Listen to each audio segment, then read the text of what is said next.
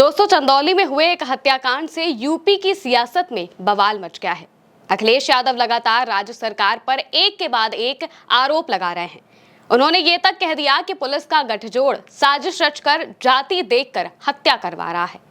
ये मामला इतना क्यों भड़क रहा है बताएंगे आपको, लेकिन उससे पहले आप पीड़ित परिवार का वो बयान सुनिए जिसे पोस्ट करते हुए अखिलेश ने सरकार पर आरोप लगाया है। पीएससी हमारे यहाँ सुरक्षा के लिए लगी थी। सुरक्षा के लिए हत्या की शंका थी। हम मांगे थे अनिश्चित काल के लिए हमारे यहाँ पीएससी लगी थी। कप्तान साहब लगवाए थे। उसके बाद दोस्तों, आपने अभी जिनका बयान सुना वो मुट्टून उर्फ राजकुमार यादव के भाई हैं। राजकुमार को दिन दहाड़े चंदौली में गोली मार दी गई थी, जिससे उनकी जान चली गई। और हैरानी की बात यह है कि ऐसा तब हुआ जब पुलिस की तरफ से उन्हें दी गई सुरक्षा को हटा दिया गया था। उनके भाई का भी यही कहना है कि जब हमें लगातार धमकियां मिल रही थी तो भला सुरक्षा क्यों हटाई गई।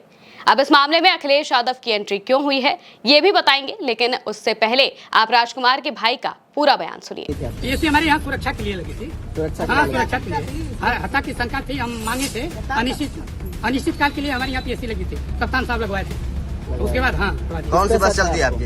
हम सब जिस पर हम एफआईआर में करेंगे उसको बताएंगे ना। आप क्यों बताएं? कौन सी बस चलती है आपकी? हमारी बस 3-4 धनुषधारी के नाम से 3 बस चलती है हमारी। तो अब हमारा वहाँ मकान भी है। क्या चाहते हैं आप? हम चाहते हैं कि जो सच्चाई आप लोग निकले कार्रवाई हो। और का हम यादव जात के हैं, इसलिए हमारे पीएससी हटवा के हम मरवाए गए।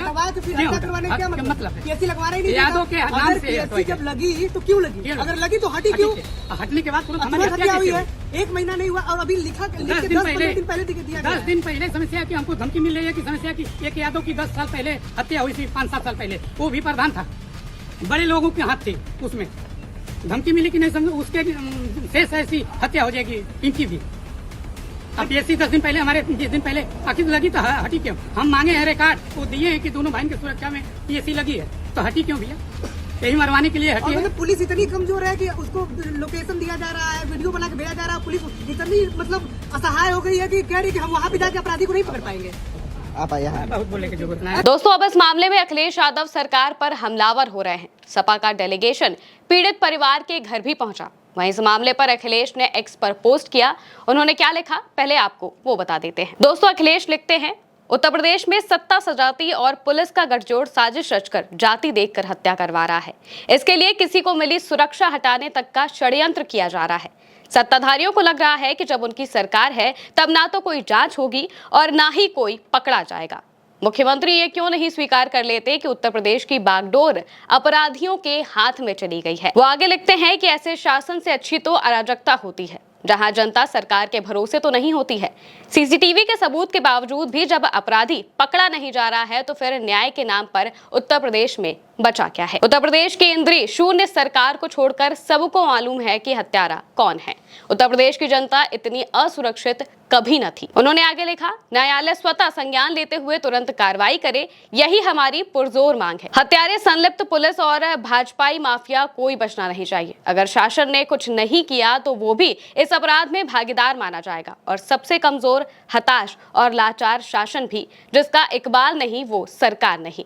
मुख्यमंत्री जी लखनऊ की जगह चंदौली को राजधानी घोषित कर दें और जहां जाना हो चले जाएं, लेकिन उत्तर प्रदेश की जनता को यूं माफियों की गोलियां खाने के लिए ना छोड़े। उन्होंने आगे लिखा, घोर निंदनीय व दंडनीय हत्याकांड। उत्तर प्रदेश में महा अन्याय राज का दौर चल रहा है। बता दें कि दोस्तों, ये पोस्ट अखिलेश यादव ने 4 मई को किया था, लेकिन पुलिस की तरफ से कुछ ठोस कार्रवाई नहीं की गई और पीड़ित परिवार लगातार आरोप पे आरोप लगाया जा रहा था। इसके बाद उन्होंने 5 मई को फिर से एक पोस्ट किया, जिस पोस्ट में वो लिखते हैं, चंदौली हत्याकांड में अपराधी की गिरफ्तारी के लिए सारे सबूत मौजूद हैं, सिवाय उत्तर प्रदेश के शासन प्रशासन की इच्छा शक्ति के। इसके साथ ही वो एक हैशटैग भी लगाते हैं जिसमें वो लिखते हैं, उत्तर प्रदेश अन्याय राज है। दोस्तों, मामले में मुट्टून के भाई उदय नारायण ने मीडिया के सामने कई बातों का खुलासा किया। उन्होंने बताया कि उनके 3 बस चलते हैं। मुट्टून बस स्टैंड गया हुआ था, जहां गोली मारकर उसकी निर्मम हत्या कर दी गई। उन्होंने बताया कि मुट्टून और उनके सुरक्षा में बीते 7 महीने से पीएसी लगाई गई थी। आरोप लगाया कि अचानक पीएसी हटवाकर उनके भाई मुट्टून को मरवाया गया है। इसमें वो पुलिस की साजिश का भी आरोप लगा रहे हैं और इसीलिए अखिलेश लगातार इस मामले को लेकर सरकार और प्रशासन पर हमलावर हो रहे हैं। बहरहाल, मुट्टून यादव हत्याकांड के बाद चंदौली पुलिस की काफी किरकिरी हो रही है। हत्यारे अभी भी पुलिस की पकड़ से काफी दूर हैं।